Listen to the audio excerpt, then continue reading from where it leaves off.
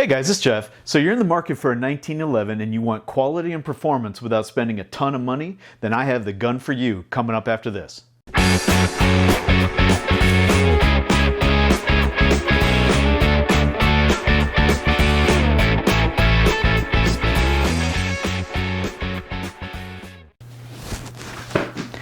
Hey guys, I'm back. So I'm going to start this conversation discussing the round for just a moment, because ultimately any gun is simply a delivery device for the projectiles. This is the gun that won 2 world wars. Who wouldn't want the magic wand to smite thy enemies? I mean, the 1911 is an iconic weapon. It's hard to deny there are better guns out there. If you have been around guns for a long time, you know the 1911 versus the Tupperware arguments have been around for decades and will probably continue for a long time to come.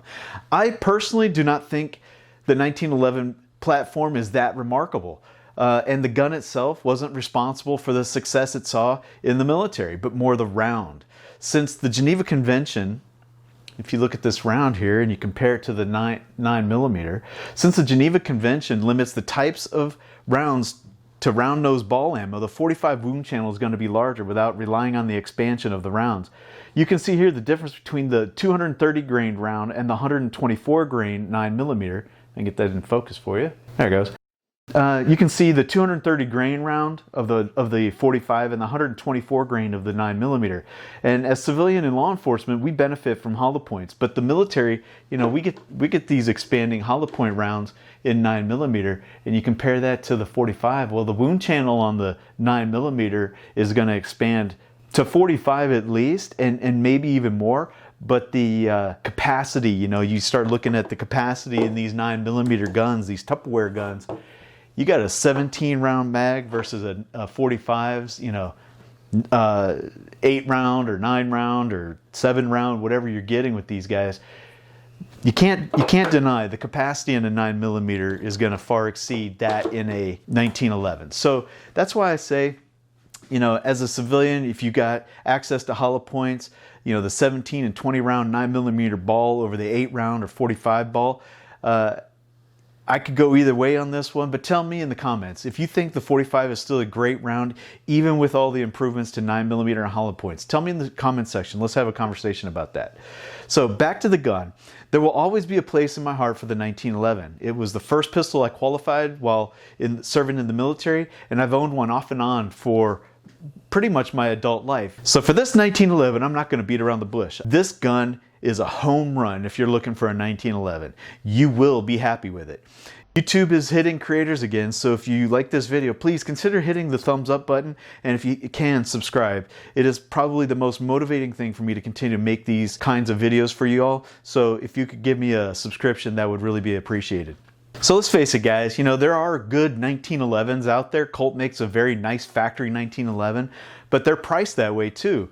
There are other 1911s from other makers. Some of them are a pretty penny. If you look at Springfield and Dan Wesson and, you know, Kimbers and all these good guns, they're great guns in some cases, but they're expensive guns, and you know, not everybody can afford the $1,000 or multiple thousands of dollars to get a custom 1911. You just want a basic good shooting 1911. This is the great gun for you.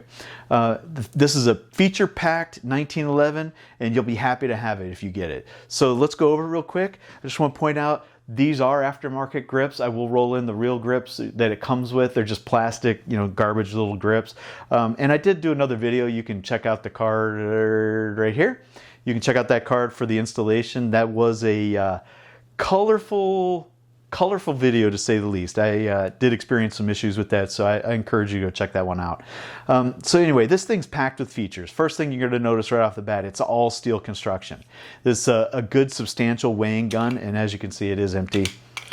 No rounds in the chamber, and I've taken all the rounds off the table, so none are in the workspace here. So anyway, all steel construction, you can really feel that. It's got a hammer forged barrel.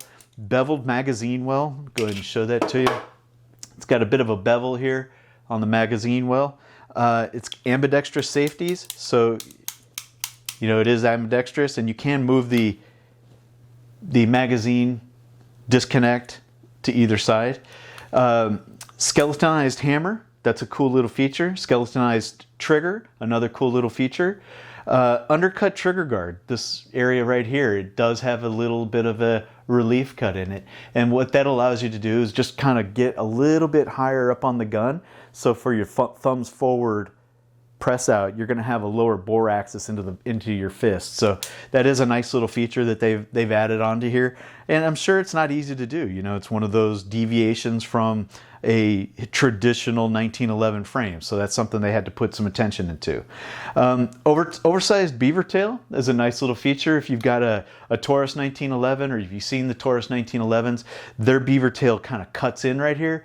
And that's very uncomfortable for some people. Mine, when I had the Taurus 1911, it would hit me in my knuckle right here, and I had to replace that piece. So yeah, it was nice to see this one came with it.